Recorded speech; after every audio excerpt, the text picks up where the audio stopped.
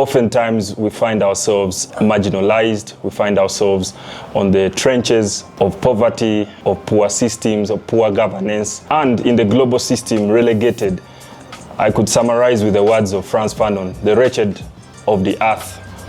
Many times we look far and beyond to try and understand our situation, but one of the analogies that we've come up with here at Soaway was that of the Garden of Eden. When you look at the story of the Bible, the first 2 chapters that talk about Adam, whom God gave everything, but yet still he goes forth and falls into the temptation of Eve and the temptation of the serpent to go for the forbidden fruit, living alone this wide, huge garden surrounded by rivers, by fruits, by all kinds of things.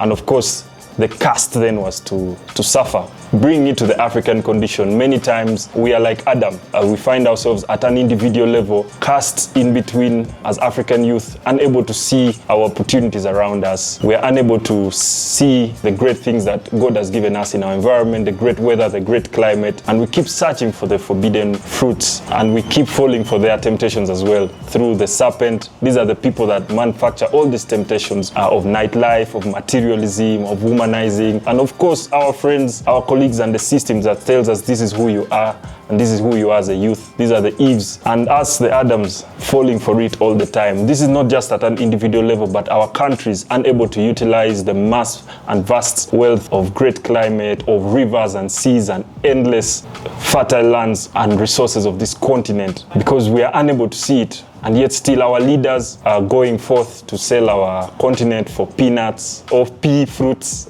I could say, leaving the vast populations in dire poverty. And I think the lesson from the Bible for Africa can be summarized in that book, but also for young people in what Jesus said, seek first the kingdom. The older generations that control us control huge amounts of wealth, of resources, of command, because they sought first to manage it.